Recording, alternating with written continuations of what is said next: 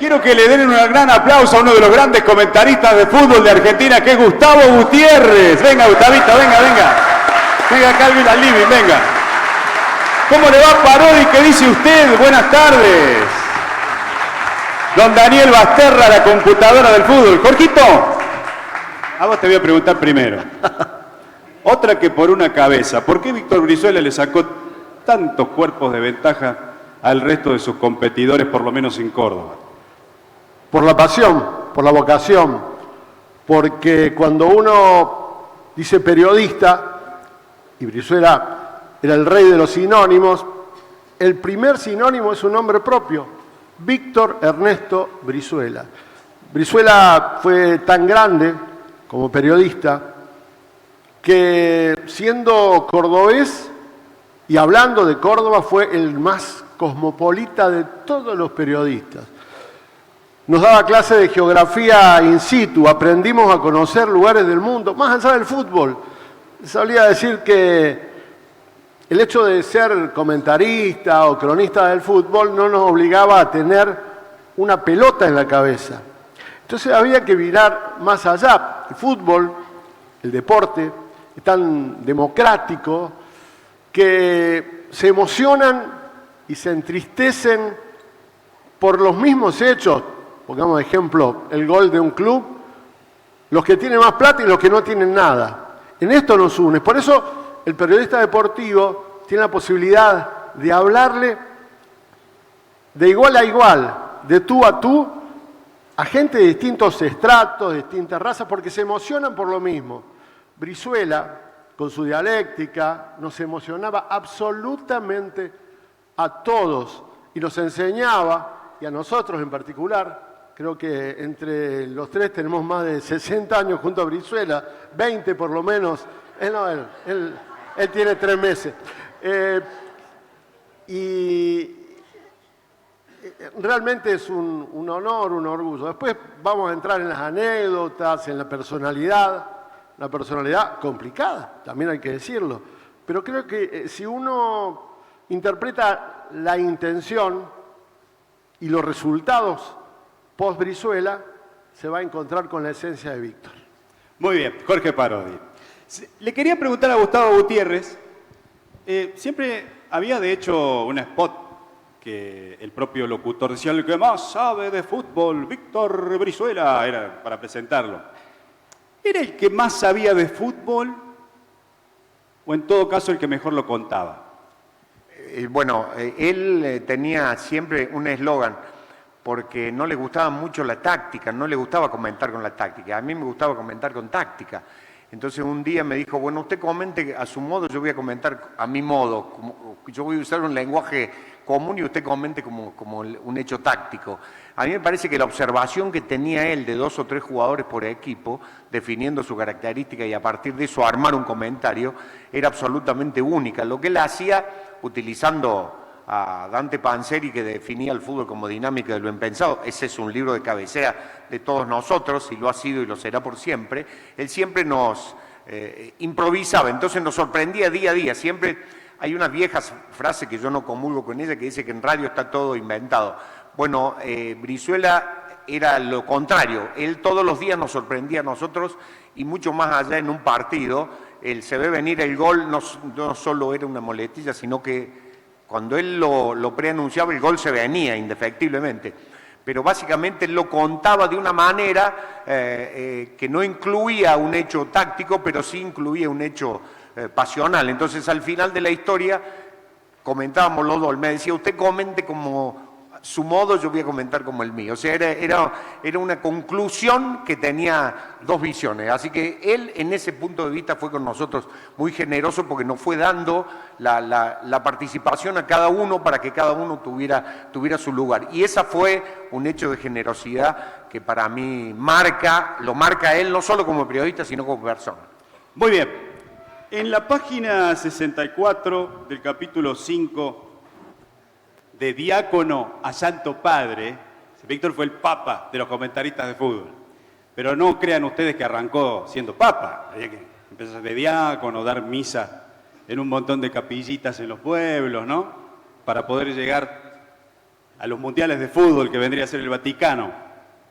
Y Daniel Basterra, confieso que cuando yo empecé con Víctor veía, ¿no? No veo nada.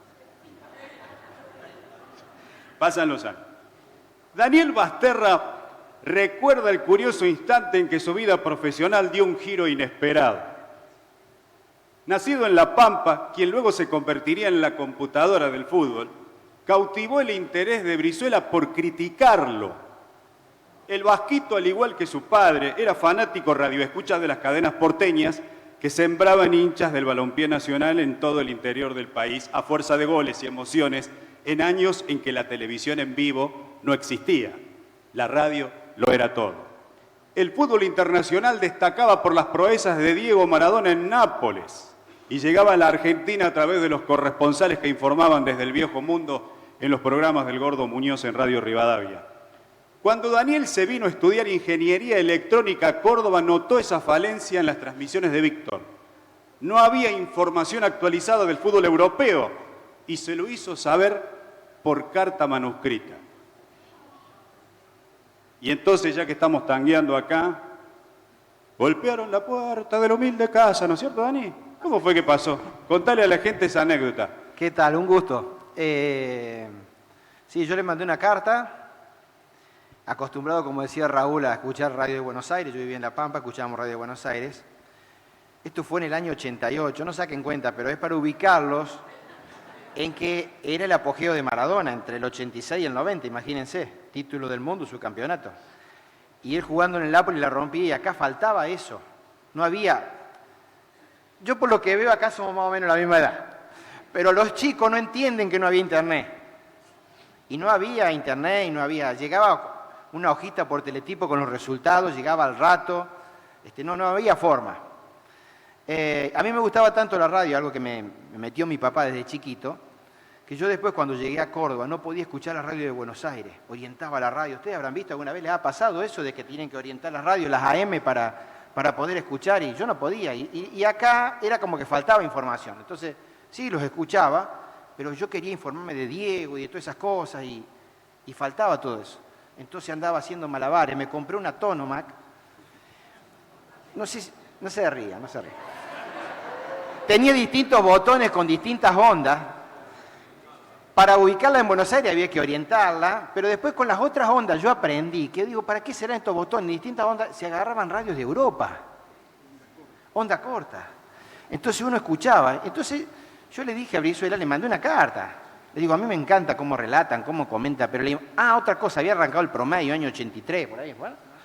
Y bueno, los que sacaban los promedios, y yo que era medio matemático, estudiaba ingeniería, y esa cosa también faltaba. Entonces yo le escribí criticándolo por eso, una crítica constructiva. A los 2 días que yo le mandé la carta, porque vivía a 2 cuadras de LB2, la vaca Potenza, Daniel Potenza golpeó la puerta, se presentó y me dijo que él era la vaca Potenza, si yo había escrito la carta a Víctor, dije que sí, si podía ir a la radio que Víctor quería hablar conmigo.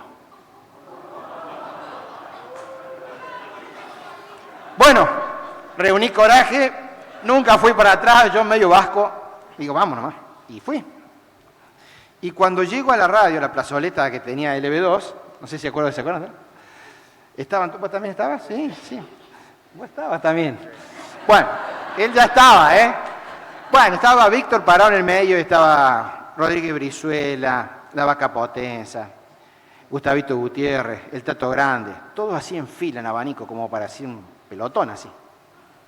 Y me preguntó él si yo había escrito la carta. Sí, le dije, yo escribí la carta. ¿Y se les puede contar a ellos por qué escribió la carta? Y lo mismo que les acabo de contar a ustedes. Yo notaba que faltaba falencia en información. Y me dice, ¿usted puede solucionar eso? Sí, le digo. ¿Y cómo lo haría? Entonces le expliqué. Bueno, yo tengo una radio, pongo onda corta, escucho otras radios. Escucho, anoto y ya lo sé. Mentira, te subías al techo, hacía una... No, eso fue después. Una antena humana. No, claro, eso fue después. Y entonces me dice, bueno, ¿usted quiere trabajar con nosotros? Yo estudiaba ingeniería, nada que ver yo. Bueno, le digo, eso creo que fue un viernes. Y me dice, bueno, ¿cuándo puede empezar? No sé, ¿cuándo quiere? Mañana, me dice. Y al otro día, Bueno, así que yo hacía ese trabajito que dice Raúl, porque adentro del estudio no se podía ubicar la radio y escuchar. Entonces había que subir arriba a la terraza con los chicos técnicos que le ponían un cable largo a la radio, y entonces yo me sentaba al lado de Ariel Mancilla, que era el chico que hacía Estudio Central en aquel momento, al que quiero mucho, que si en algún momento me está escuchando, lo quiero mucho porque toda esta crítica le pegaba a él. Y él me bancó, o sea, y él fue adorable conmigo. Y me puso al lado de él, y yo entonces escuchaba si había goles en otros partidos, porque escuchaba Radio Rivadavia, por ejemplo. Entonces, en Rivadavia tenían un corresponsal en cada partido, entonces decían gol de Estudiantes, cosa que me gustaba mucho. Y yo anotaba y se lo daba a él. Y no tenía que estar esperando que saliera un cablecito de una teletipo para saber que había gol. Y lo mismo de los resultados internacionales. Entonces, eso fue con ese cable, y yo empecé a pasar la información a Ariel. Bueno, con el correr del tiempo me fueron incorporando para que hablara, y cuando vinimos a LB3 en el 94, él ya me incorporó como el que hacía Estudios Centrales. Así que eso, más allá de la anécdota que yo siempre cuento porque me cambió la vida, habla también de Brizuela, y habla muy bien de él, o sea, desde mi punto de vista. Él era eso, él era medio, cuando le gustaba pelear, y buscaba siempre alguna cuestión, le gustaba esas cosas, pero siempre se bancó la crítica, como decía Raúl en algún momento, pero si la crítica era constructiva. Y él vio que esa era una crítica constructiva, que yo le podía ayudar. Entonces me llamó, lejos de enojarse conmigo, lejos de ofenderse, me incorporó. Y bueno, esa es la historia, ¿no? O sea, la verdad que habla de Brizuela, ¿no? Habla de Brizuela. Habla muy bien del maestro.